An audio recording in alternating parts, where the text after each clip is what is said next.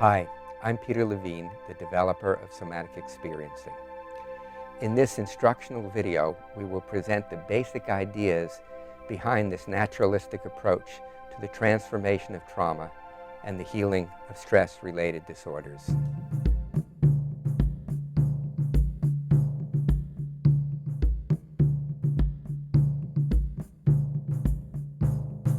I'm Steve Hoskinson, and I train people, professionals all over the world, in somatic experiencing. You may not know this, but somatic experiencing is taught on every continent of the globe. It's taught to professionals from neuroscientists to psychologists to body workers, and every one of them is interested in the better working with trauma. Now, we understand trauma not only from the perspective of some kind of event, but we look at trauma from the nervous system perspective.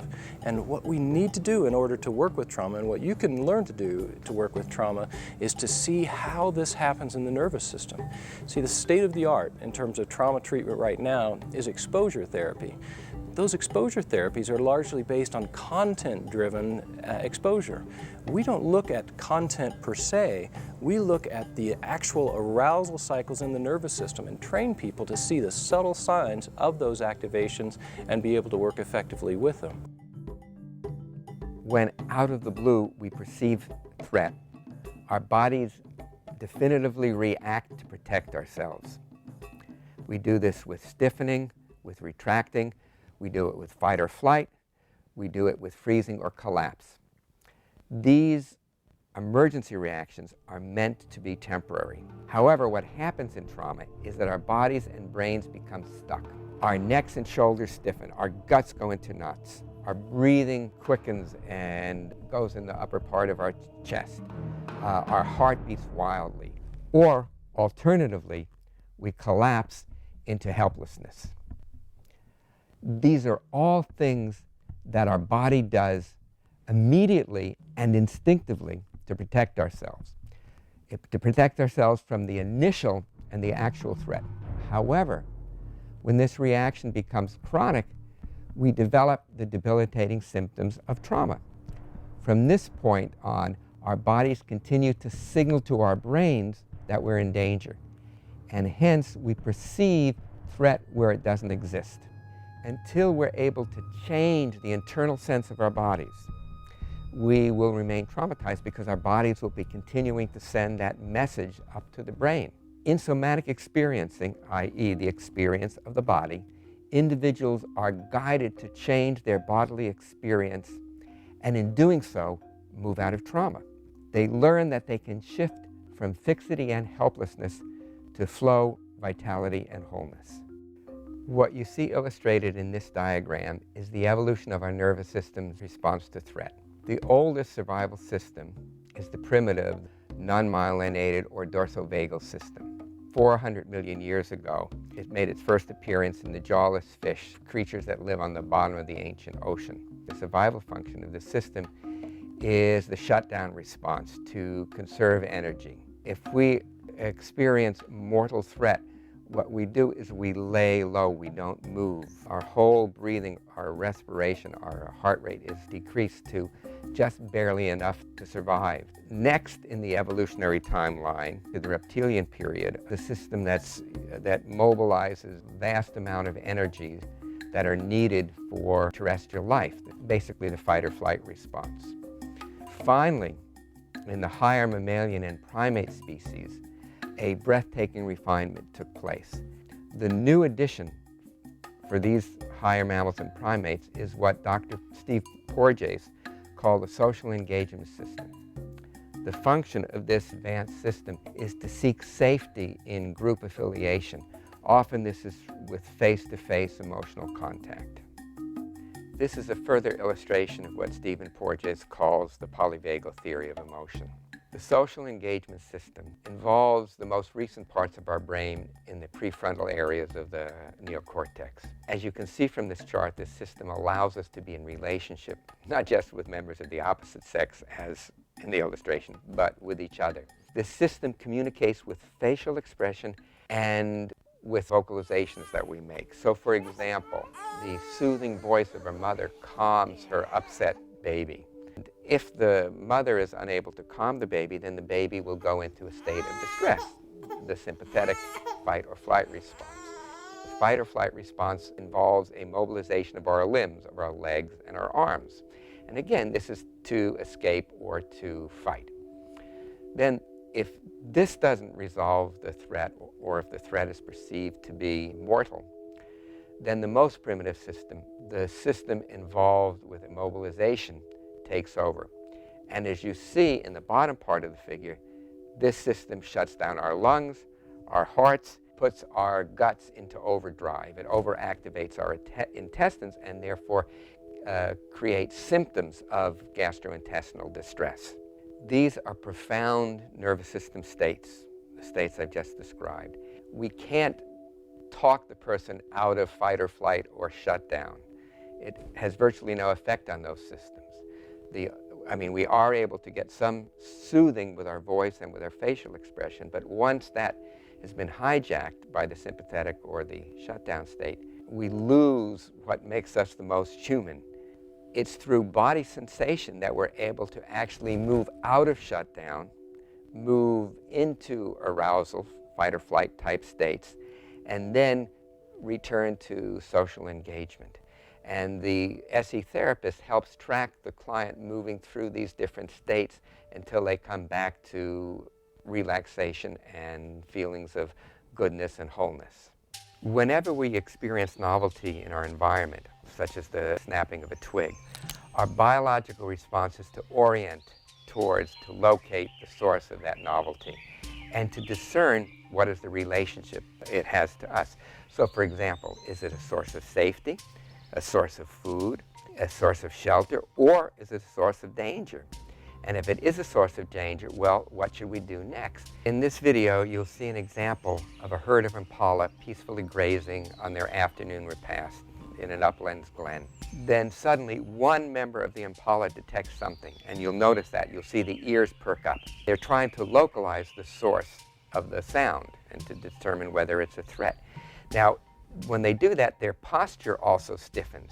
And as their posture stiffens, the other impala pick up the same sense of novelty, of needing to scan, of trying to locate through sound, through smell, and to some degree through sight. They are hardwired to seek out what might have caused the first one's ears and the first one's body to change.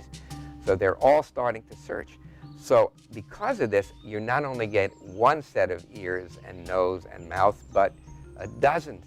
And so if one doesn't locate the source of threat, the other ones will. It's kind of like a hot potato that gets passed around. One animal perks up, then the other, and then others see those two, and then they perk up. Pretty soon the whole herd is ready to take off, and they don't need to have the cheetah upon them before they make their exit. This is the fear arousal cycle. When we first experience novelty and orient to the novelty, then if we perceive threat, we become progressively aroused. And as the threat becomes more imminent, the arousal takes us into fight or flight.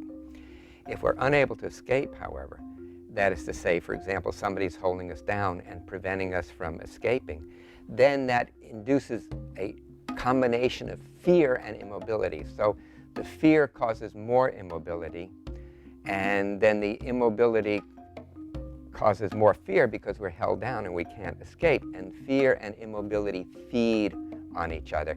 And this is what keeps people locked in the trauma response. We'll see now some examples of the immobility response in animals. In the first vignette from YouTube, you'll see a dog moving towards an opossum. It's not really even threatening, but it's moving into what's called its strike perimeter, where the opossum knows instinctively that if the dog made a lunge, that it would be able to get the opossum. So it goes right into this immobility response. It appears as though it were dead. And the dog sniffs it and just goes off its way.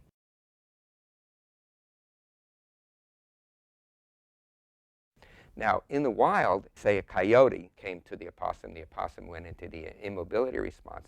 The coyote needs resistance to stimulate aggression and needs aggression to stimulate eating. If the inert opossum offers none of this, it goes off on its way searching for livelier prey. As I said before, immobility and freezing are time sensitive. So the animal goes into the immobility response, as exhibited by Brer Rabbit here.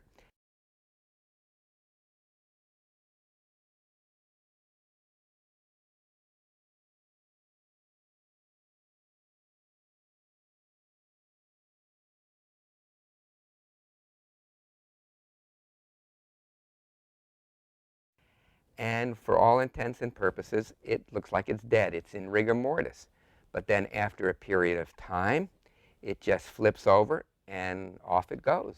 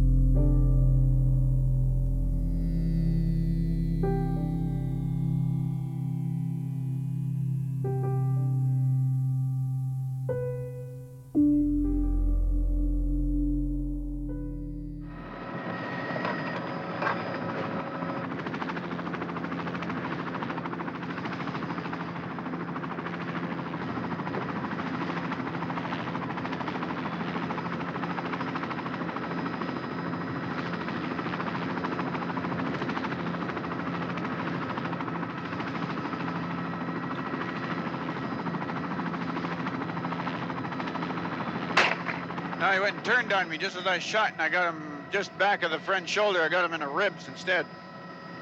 But a big male like that should be okay. It's a good thermoregulating area. Hey!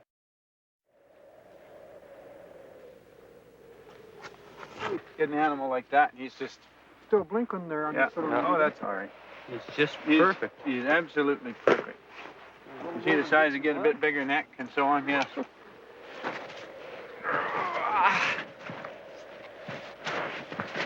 Holy snapper. He's about as big framed as you'll probably get.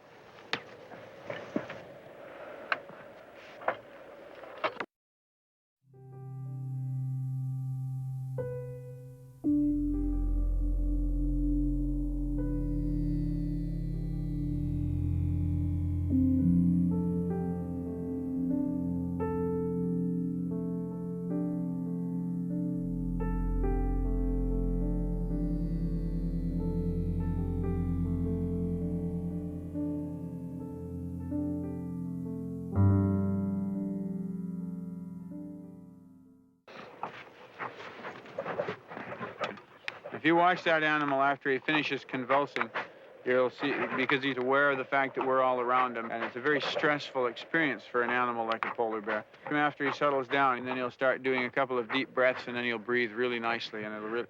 Now look, here he goes.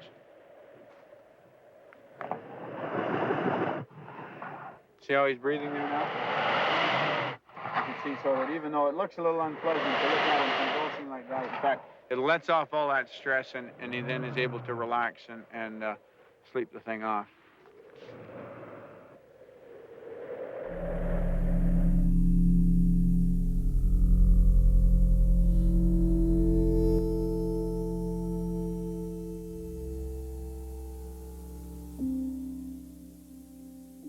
If we are frightened and are being held down by somebody, it's the combination of the fear and the immobility that keeps us in the trauma response. And the key, actually, to coming out of trauma back into life, in principle, quite simple. It's to uncouple the fear from the immobility. You see, because immobility by itself is not intrinsically fearful. And in this next clip, you'll see an example of this, where a mother leopard is carrying her cub with her mouth, and you'll see the cub is just limp and is not at all frightened. As a matter of fact, people report immobility without fear is often experienced as being pleasurable, sometimes even profoundly pleasurable, almost blissful. As we begin to come out of the arousal state, we move towards the restoration of the active response when the person is able to go out of the immobility. When they're guided by the therapist to come out of the immobility and shut down, they move into a state of arousal which you can work with. This is the mobilization for fight or flight. So just as they come out of the immobility, they may feel the impulse to move with their arms and their legs as though they were running. And again, the idea is not just to voluntarily run, but to feel the running response, the fight or flight response from the inside, and being able to complete it in a way that feels successful and feels pleasurable and mostly feels empowering. In this video, you will see the distillation of 5 sessions of therapy work that I did with Ray, a Marine who was blown up by 2 explosive devices in Iraq. He served in Iraq and Afghanistan. And you will see how he moves from being really severely debilitated by PTSD and other issues to restoring his vitality and his purposeful direction in life.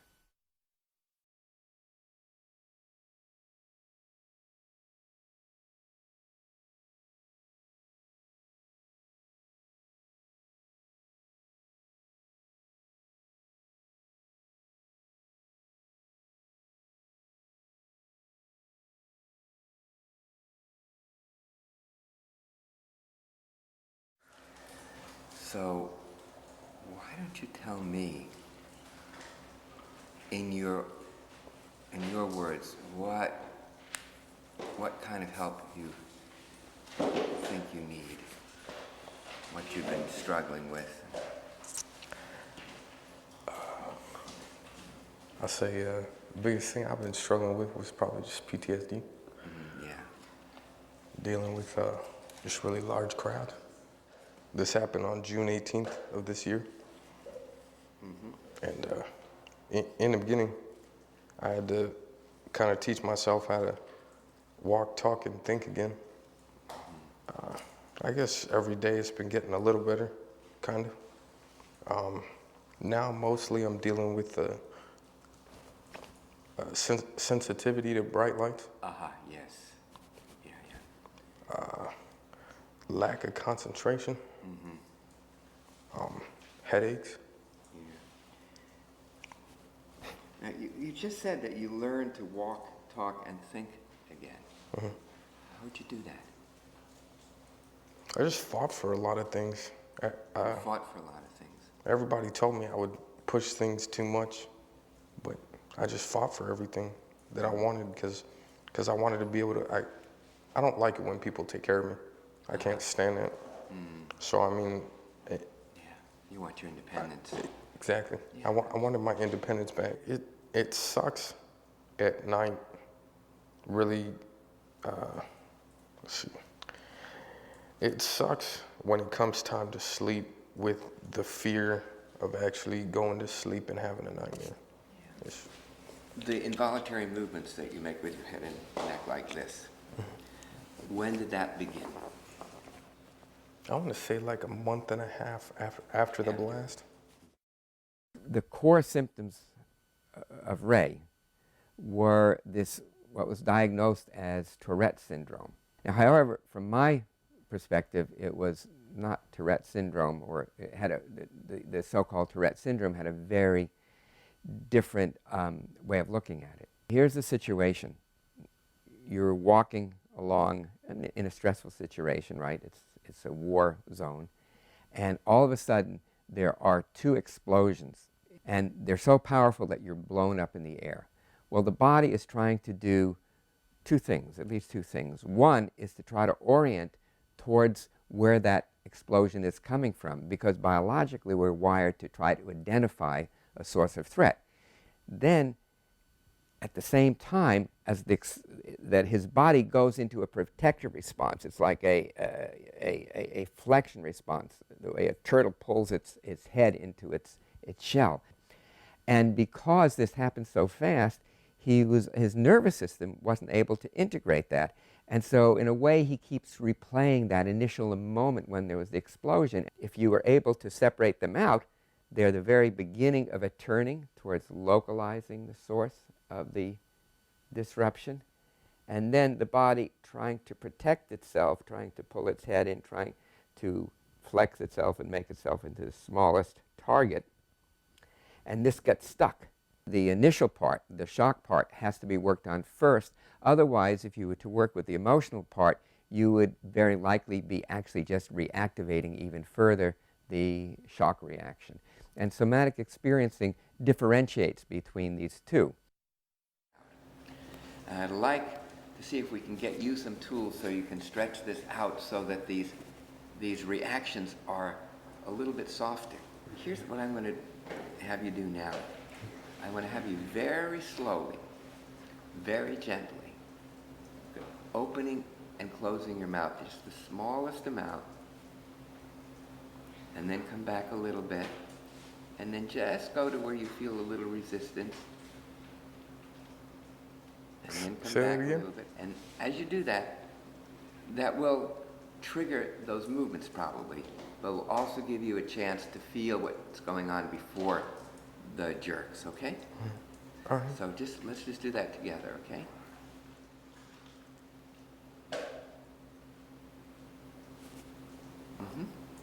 Did you feel what happened that time? It was just a tingling sensation in my body. Exactly. Really good. You made the first step there. Okay? Okay. That's it. That's it. What did you feel just before that happened? Or just when that happened? It's a weird tingling feeling. That weird tingling feeling. Okay. And where do you feel the tingling? I don't know, just kind of starts like in my entire body. Okay. Okay. Keep on with this, okay?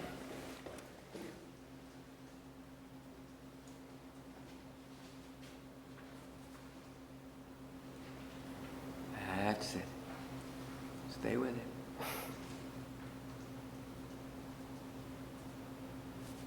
That's it, that's it, that's it. That's it. Wonderful. You got in under the radar that time. Did you feel that? It was a little less relaxed, or harsh. Harsh. Exactly, exactly. Noticing your fingers are a little bit warmer. Yeah. And your jaw, face, and neck are quite a bit more relaxed. And your breath is a little more free, a little easier. You feel that? Yeah. I've been able to kind of relax. Kind of relaxed. Yeah. Not so nervous about the crowd. Well, but I think it's even more fundamental than that. I think you're just more relaxed. You know, sometimes on a foggy night, when the boats are coming in, the Coast Guard boats and the other boats, the foghorn sounds, and it makes a sound like something like this.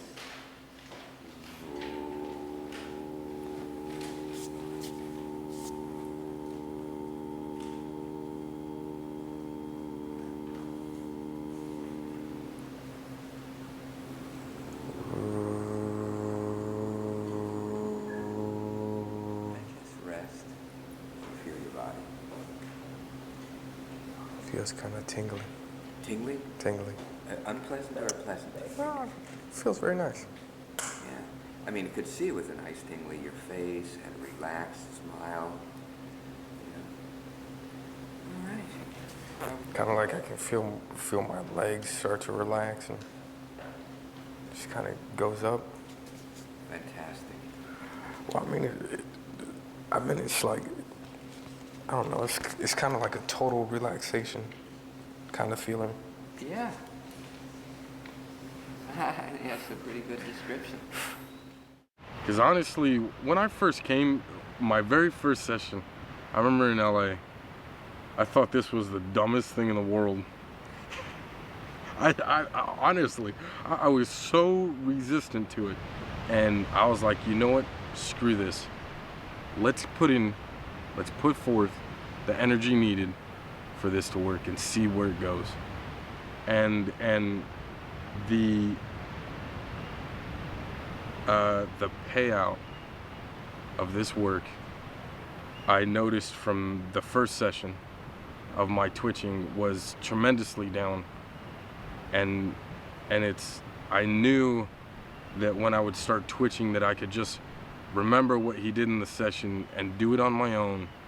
That was something that he gave me that I could do without him being there. And I could not twitch as much. On Wednesday, I saw myself heading towards a 8.5, a 9 with the no pain idea. That was pretty cool.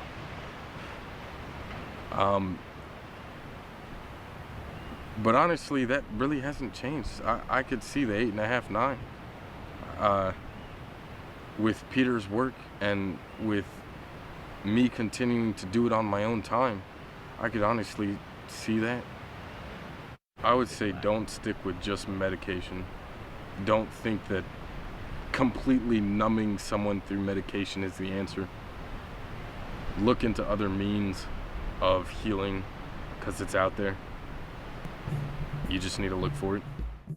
I hope that this brief video has given you an introduction to nature's lessons in healing trauma, that you've been able to see how what we can learn from the natural world and also about brain function really gives us a foundation, an understanding of how to help people move out of the horrifying, debilitating symptoms of trauma back into vitality, life, and wholeness.